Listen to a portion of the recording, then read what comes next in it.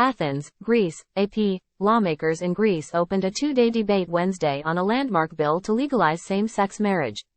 It would be the first Orthodox Christian country to do so. The Valentine's Day session in Parliament follows vocal opposition and protests from the Church, but also a shift in public opinion which is narrowly supportive of the change. Lawmaker Maria Syrengela with the governing New Democracy Party called the bill a small contribution towards the creation of a society without discrimination during the debate Wednesday. If approved as expected, the bill would grant same-sex couples full parental rights but not allow male partners to seek children born in Greece through surrogacy. The vote on the same-sex marriage bill is due Thursday. Here's a look at the bill and why it's happening now. The journey toward legalizing same-sex civil marriage in Greece has been long and contentious, with governments in the past shying away from a confrontation with the Orthodox Church. Civil partnerships for gay couples were made legal in 2015, with conservatives opposing the initiative.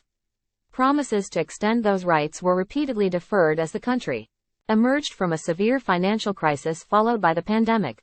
Many same-sex couples chose to tie the knot in one of more than a dozen other European Union countries which already have marriage equality laws, bypassing restrictions at home. Early in his second term, center-right Prime Minister Kyriakos Mitsotakis is pushing through a series of difficult reforms that also include tackling fan violence in sport and ending an official state monopoly on higher education. The Greek Church's opposition to the marriage bill has been emphatic. The governing Holy Synod of senior bishops sent letters to all lawmakers outlining its objections. A circular with similar wording was read out during Sunday services at all Orthodox churches in the country, and religious groups have staged public protests against the proposal. The Church regards same-sex marriage as a threat to the traditional family model, arguing that support for that model could help address the declining birth rate in many European countries. Support for that view has been expressed by other Orthodox countries, significantly including the Ecumenical Patriarchate which is based in Istanbul, Turkey. Orthodox majority countries are all located in Eastern and Southern Europe, where public acceptance of gay rights has been broadly more apprehensive than in Western Europe. Campaigners for LGBTQ+ rights are calling the bill a milestone reform, as same-sex couples would for the first time be recognized as a family unit.